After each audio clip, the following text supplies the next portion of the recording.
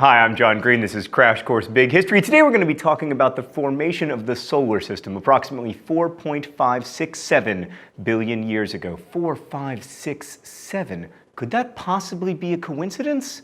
Yes. So if you weren't asleep during like every minute of grade school, you're probably familiar with the basic layout of the solar system and the 8, formerly 9 planets. What you may not know is how the planets fit between the stars and life as the linchpin of rising complexity. Mr. Green, what about Pluto? Oh, me from the past. I know people like to root for the underdog, particularly when the underdog shares a name with Mickey Mouse's dog. Off topic, but how come Mickey Mouse has a dog who is a dog and also a friend, Goofy, who is a dog? But just remember that Pluto also shares a name with the Roman god of the underworld, who was very unlikable. But regardless, the word planet is a man-made classification for a natural phenomenon. We use it because it makes it easier to do science. Pluto hasn't cleared the rocks within its neighborhood orbit like planets usually do, and there's even a dwarf planet on the edge of our solar system, Earth, that's bigger than Pluto. And there are hundreds of others that are comparable to Pluto. The nature of the universe has not changed. It's just that we learned that Pluto was not acting like a planet, so can we please just drop the Pluto thing?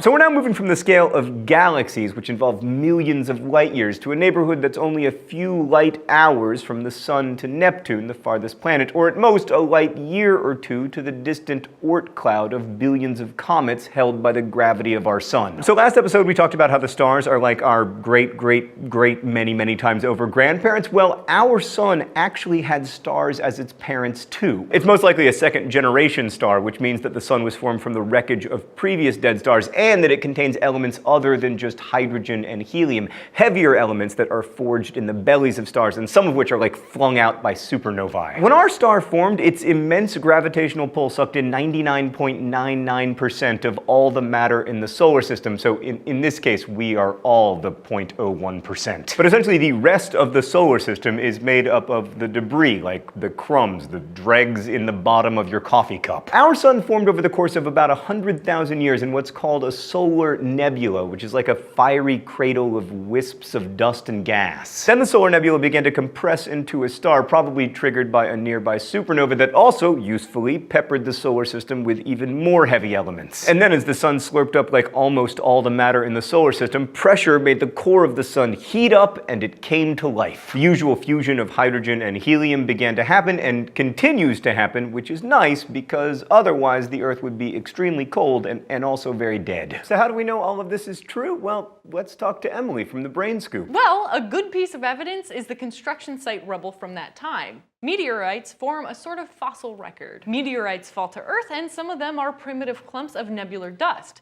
Careful investigation reveals them to be around 4.568 billion years old. The point is, there can only be two environments where iron-60 came from. One is inside a very old giant red star, and the other is within a supernova. Elderly red giants move away from star-forming regions in the galaxy. Chances are the Sun wasn't formed near one of those. So it's much more likely that our Sun's formation was triggered by a supernova blast.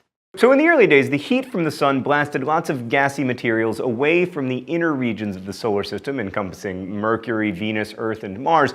Further out, in the vicinity of where Jupiter is now, it was cold enough for volatile gases to hang around and even become liquids or solids. That's why the inner planets, like us, are rocky, and the outer planets, Jupiter, Saturn, Uranus, and Neptune, are all these humongous gas giants. So what happened to the remaining 0.01% of our solar system, and what does this have to do with the rise of complexity? Well, the dust floating around the baby solar system wasn't just elements. Like heating in the stellar nebula allowed this dust to sometimes form more complex configurations of elements, like for one thing, around 60 different kinds of minerals. So then the dust began to stick together. Why do I have balloons, by the way? Well, obviously I'm going to tell you shortly. So you may have noticed that if you rub a balloon onto your head for long enough, it will stick. That's because of electrostatic forces, precisely the same forces that allowed the dust in the solar system to gently gently collide and stick together. And then as those clumps of dust got bigger and bigger, the collisions ceased to be so gentle. So within 100,000 years, there were many objects of up to 10 kilometers in diameter in the solar system, and the force and heat of those violent collisions allowed the formation of still more celestial bodies. Objects continued to collide, the larger objects sucking in the smaller ones with their gravitational nets, and then the largest in each orbit began bulldozing its way through the remaining material. So after about 1 million years, the solar system consisted of a few dozen or so protoplanets. They were roughly between the size of Mars and our moon, and then over the next 10 to 100 million years, the game of pool continued, each collision being something terrifying to behold, until we wound up with the 8 massive planets we are familiar with today. But of course, there's more than just planets in our solar system. There's an asteroid belt between Mars and Jupiter, for instance, which may be a failed planet messed up by Jupiter's gigantic gravitational pull. And then on the edge of the solar system, there's the Kuiper belt, a region of planetary shrapnel like poor old Pluto, and even further out in the boonies, there is the Oort cloud. It's like this huge borderland teeming with billions of comets, but it's still within the sun's gravitational pull, and the Oort cloud is a light year away. That's how massive our sun is, and it's a pretty modest-sized star. So this was a pretty intense time in terms of energy transference. Like, all those protoplanets smashing together converted huge amounts of kinetic energy to heat. In fact, it was so much heat that when combined with the heat put off by radioactive materials in the early solar system,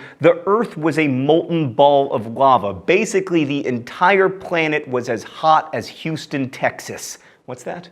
Apparently, it was much hotter than Houston, Texas. Anyway, the Earth underwent a process of differentiation, whereby heavy elements sank to the center and many lighter elements floated to the surface. A lot of the metallic elements, like iron and nickel, sank through the hot sludge to the core, where they still are, and the lighter silicates floated upward, forming the Earth's mantle, a region about 3,000 kilometers thick. The even lighter silicates floated to the surface, where they eventually cooled into the Earth's crust, about 35 kilometers thick in some places, and at the bottom of the deepest oceans, about as thin as 7 kilometers. You can think of the crust as like the thin layer of skin that forms on a bowl of hot clam chowder, and you wouldn't be far from the truth.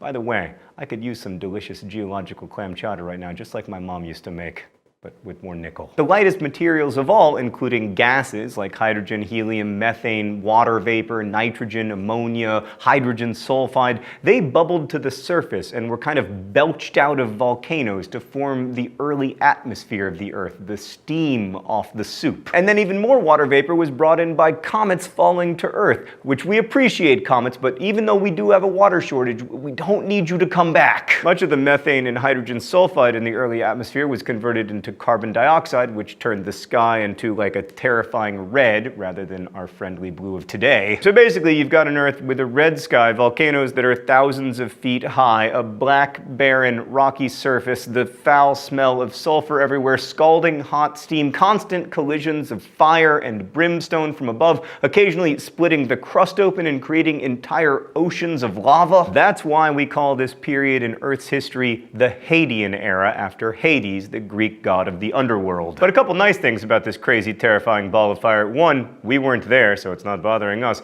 Two, all of this intense heat and pressure allowed mineral combinations to increase dramatically. In fact, there were a whopping 1,500 different combinations, and that would only increase as plate tectonics and life got involved. So during this terrible toddler phase for the Earth, a Mars-sized object dubbed Theia collided with the newly formed Earth in a vigorous kind of body check, or I guess more of a planet check. This knocked out a huge chunk of the Earth's materials, and then over time, those materials accreted into, you guessed it, the moon. The moon, of course, is best known today for inspiring the "moons over my hammy sandwich" at Denny's, but it also inspired the space race and millions of poems and paintings, and it also created tides. But putting aside the tides, which are admittedly a pretty big deal, without the moon, what would wolves howl at in all of those t-shirts? Alright, so as the Earth cooled, the water vapor that had accumulated in the atmosphere fell in torrential rains, like downpours that lasted millions of years. It was like Seattle, but instead of like coffee and grunge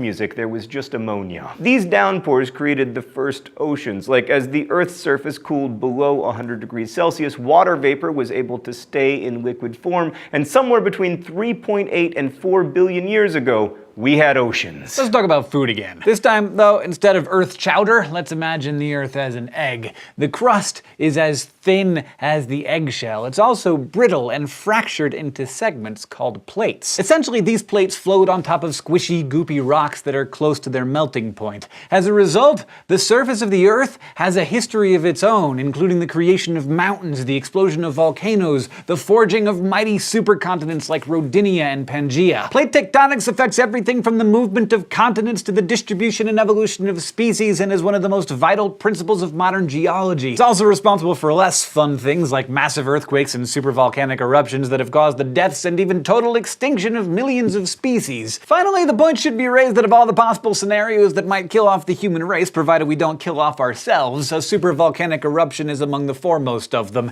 In fact, on the scale of millions of years, a devastating eruption is almost guaranteed to happen. And unlike an asteroid, one can't go all Bruce Willis and blow up a super eruption with a nuke.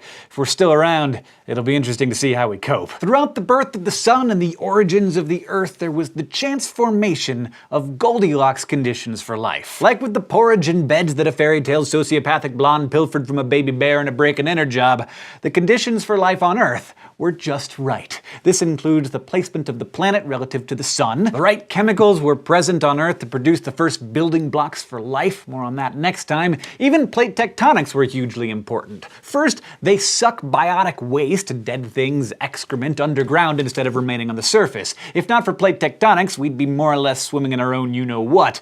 Over millions of years, this biotic waste can be transformed into coal or even diamonds. Plate tectonics! We turn your poo into diamonds. And if it wasn't for oceans and plate tectonics, there's a good chance that we'd have the same runaway greenhouse effect that Venus has, where the surface is hot enough to melt lead. Plate tectonics were also crucial to human history. The gigantic landmass of Afro-Eurasia made trade networks possible, which facilitated the exchange of knowledge and technologies, along with sharing diseases to gradually build immunities, something that would be grave news for the isolated inhabitants of North and South America. The distribution of copper, iron, silver, and gold influenced the growth and prosperity of countless societies. Even the distribution of coal beds in Wales was a major ingredient for the Industrial Revolution kicking off in Great Britain. All of these things, formed within the slimmest of margins of probability, were Goldilocks conditions for the rise of complexity in the later story. The sustenance of life, the distribution of resources, and even the coal needed for the Industrial Revolution, which exploded into the tremendous rise of complexity in modern times. It's a transformation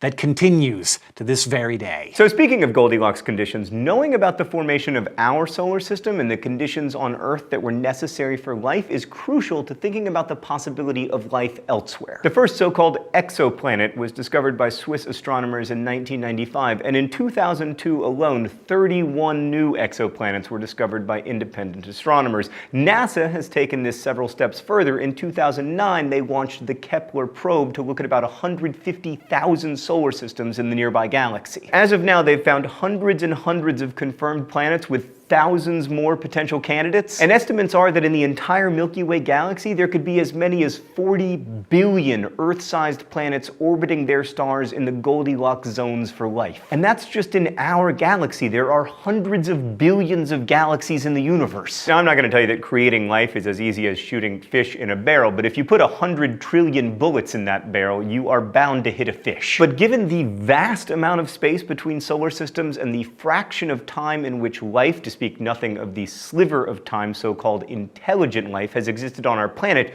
we may never encounter other life forms. But I find it tremendously exciting as well as kind of comforting knowing that there may well be other forms of life out there, even if we never run into them, from microbes to multi-celled organisms like, you know, us. Maybe they're as astonished by their existence as we are by ours, and thinking about that, one begins to feel a little bit better about our tiny role in the cosmic play. We may never meet, but we're comrades in the strange phenomenon of rising complexity in the universe. More on that next time. I'll see you then.